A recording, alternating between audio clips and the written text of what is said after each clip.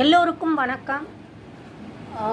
இன்றைக்கி நம்ம யூடியூப் சேனலில் பார்க்க போகிறது சில பேரண்டிங் மிஸ்டேக்ஸ். ஏற்கனவே ஒரு வீடியோவில் நம்ம ஒரு பேரண்டிங் மிஸ்டேக்ஸ் பற்றி பேசியிருக்கேன். அதில் நம்ம பேசினது என்னன்னாக்கா, குழந்தைகளை நம்ம ரொம்ப அடக்கி ஆள்றோம். அதாவது எப்படின்னாக்கா, நம்மளுடைய கனவுகள், ஆசைகள், நம்ம சின்ன வயசு கனவுகள், ஆசைகள் இதெல்லாம் நம்ம குழந்தைகள் மேலே திணிக்கிறோம். அவளுடைய கனவு என்ன, அவளுடைய ஆசைகள் என்னன்னு நம்ம கேட்டு தெரிஞ்சுக்காமல் நம்ம எல்லாத்தையுமே செய்கிறோங்கிற மாதிரி பேசியிருந்தேன்.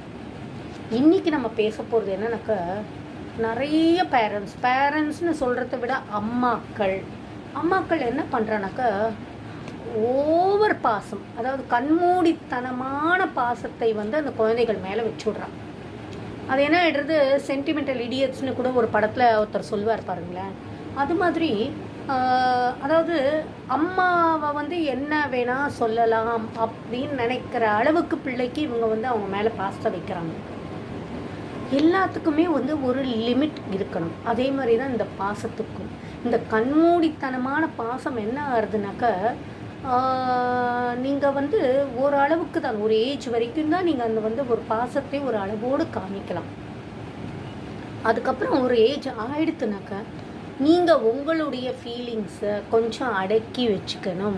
ஏன்னா அவங்களுக்கும் வயசாகிடுது இல்லையா, அவங்களுக்கும் ஒரு பருவம் வந்த உடனே அவங்களுக்குன்னு லைஃப்பில் சில ஆசைகள் எல்லாமே இருக்குது.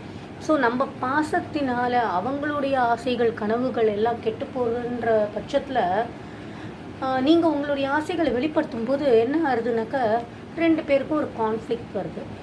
அதுக்கப்புறமா நீங்கள் வருத்தப்படுறத விட அந்த பாசத்தையும் அந்த பரிவையும் மனசுக்குள்ளேயே வச்சுண்டு நல்லா இரு அப்படின்னு வாழ்த்தத்தோடு நிறுத்திட்டோம்னா எல்லாமே நல்லா இருக்கும்.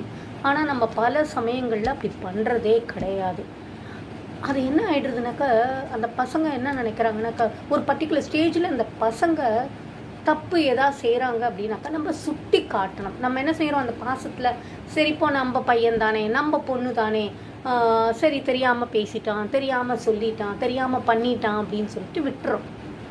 அது விடுறது என்ன ஆகிடுறதுனாக்கா, அவளுக்கு ஒரு நம்ம செய்கிறது எல்லாமே கரெக்ட் அப்படிங்கிற மாதிரி அவளுக்கு தோணிடுறது.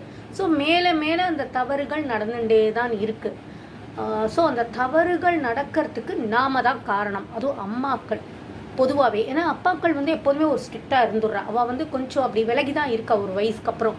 நாம தான் என்ன செய்கிறோன்னாக்கா, நம்ம ரொம்ப க்ளோஸாக இருக்கோம் பையன்கிட்ட, ரொம்ப க்ளோஸாக இருக்கோம் பொண்ணுக்கிட்ட அப்படின்னு சொல்லிட்டு அந்த பாசத்தை ரொம்ப அதீதமாக காமிச்சிடுறோம். ஸோ அந்த க்ளோஸ்னஸ் என்ன பண்ணுறதுனாக்கா, அவளுக்கு அந்த சரி நம்ம என்ன சொன்னாலும் அதுதான் கரெக்டு, அதை ஒத்துப்பா அம்மா அப்படிங்கிற மாதிரியான ஒரு டெண்டன்சிக்கு அவள் போயிடுறா. இது பெரிய தப்பு. இன்னொரு பக்கம் என்னன்னாக்கா, பசங்களுக்கு நம்ம அதிகமான செல்லமும் கொடுத்துட்டு அதிக சுதந்திரமும் கொடுத்துட்றோம். நீ என்ன வேணால் செய்யலாம் அப்படின்ட்டு சின்ன வயசுலேருந்து அந்த சுதந்திரம் நிறைய கொடுத்துட்றோம். இப்போ இந்த காலத்தில், அந்த காலத்துலலாம் எல்லாத்துக்குமே ஒரு வட்டம் இருந்தது இல்லையா. நம்ம இருந்த சின்ன வயசில் இருந்த கட்டத்தில் ஒன்றுத்துக்கும் இப்படித்தான் செய்யணும், இந்த முறை பிரகாரம் தான் செய்யணுங்கிற ஒரு வட்டத்துக்குள்ளே தான் நாம் வளர்ந்தோம்.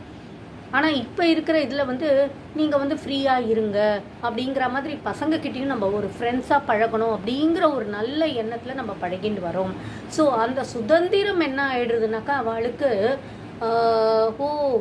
நமக்கு தான் எல்லா ஃப்ரீடமும் இருக்கே, நம்ம என்ன வேணால் செய்யலாம் அப்படிங்கிற ஒரு எண்ணமும் அந்த பசங்களுக்கு தோண ஆரம்பிச்சுடுறது. ஸோ அதனால் நாம் என்ன செய்யணும்னாக்கா, இந்த பாசத்தை ஒரு அளவுக்கு வச்சுண்டு அந்த குழந்தைகளுக்கு லைஃப் இஸ் மோர் இம்பார்ட்டண்ட் இல்லையா, அவங்களோட ஃப்யூச்சர் ரொம்ப இம்பார்ட்டண்ட். ஸோ அதனால் அதை மனசில் வச்சுண்டு அந்த பாசத்தையும் அளவோடு காமிச்சு அவங்களுக்கு கொடுக்குற அந்த சின்ன வயசுலேருந்தே சுதந்திரங்கிற ஒரு இதுக்கு ஒரு டெட்லைன் வச்சுக்கோங்க. வச்சுட்டு பண்ணோம்னா தான் அந்த குழந்தைகளும் மோல்டாகி நல்ல ஒரு குழந்தையாக வருங்கிறது என்னுடைய தனிப்பட்ட கருத்து. மற்றும் ஒரு சந்தர்ப்பத்தில் உங்களை பார்க்க வரேன். அது வரைக்கும் நன்றி, வணக்கம்.